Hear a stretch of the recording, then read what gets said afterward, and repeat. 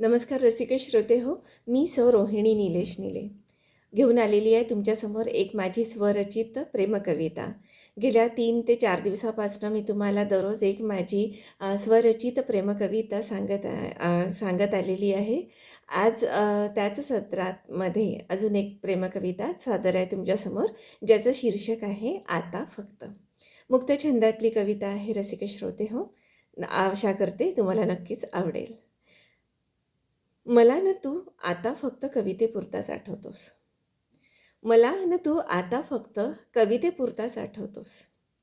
कारण कारण मला प्रेमकविता लिहायच्या असतात आणि त्यात प्रेम करणाऱ्या कोणाची तरी गरज भासते. मग मग मग मी ही वानगी दाखल घेतल्यासारखं तुला घेते. मग मी ही वानगी दाखल घेतल्यासारखं तुला घेते आणि कविता रचताना मात्र कायम तुलाच नजरेसमोर ठेवते. साऱ्या उपमा कल्पना तिथेच तुझ्यासोबत अनुभवते. कविता रचून झाली की मग तिला डायरीत सरकवते.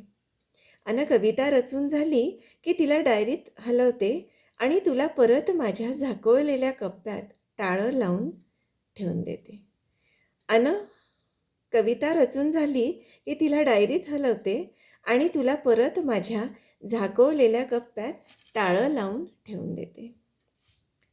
तो आतला आवाज वगैरे ऐकण्याच्या भानगडीत मी आता पडत नाही. तो आतला आवाज वगैरे ऐकण्याच्या भानगडीत मी आता पडत नाही आणि तुला बंद केल्यावर मी मला अजिबात त्राससुद्धा होऊ देत नाही.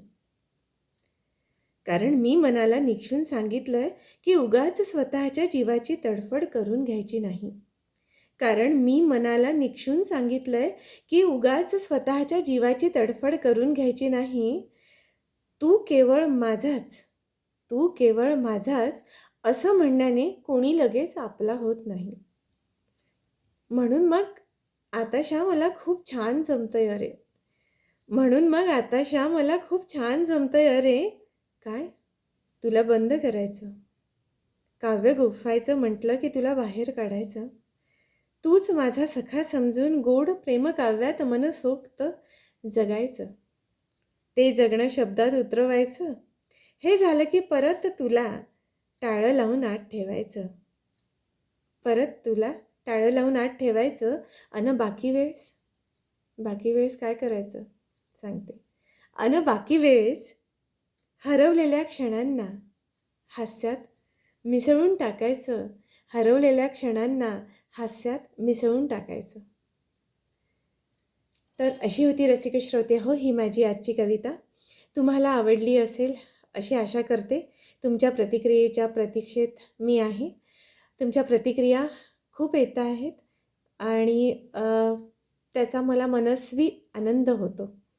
कारण ज्या प्रतिक्रिया आपण देतो म्हणजे खास करून सगळ्यांचंच असतं, पण मी माझं सांगते आहे की जेव्हा मी प्रतिक्रिया देते एक तर ती अतिशय मनातून देते आणि तशाच खूप छान अगदी मनातून तुम्ही मला कवितांना माझ्या प्रोत्साहन देत आहेत, प्रतिक्रिया देत आहेत, तुम्हाला त्या आवडत आहेत, ह्याचा मला कुठेतरी आनंद होतो आहे. आणि असंच वरचेवर माझ्या कवितांना अभिप्राय देत राहा आणि चॅनलला ते काय लाईक शेअर सबस्क्राईब असतं ते करायला चालेल. परत भेटूया पुढच्या एका नवीन सुरेख गोड प्रेमरचनेसह. तोवर नमस्कार.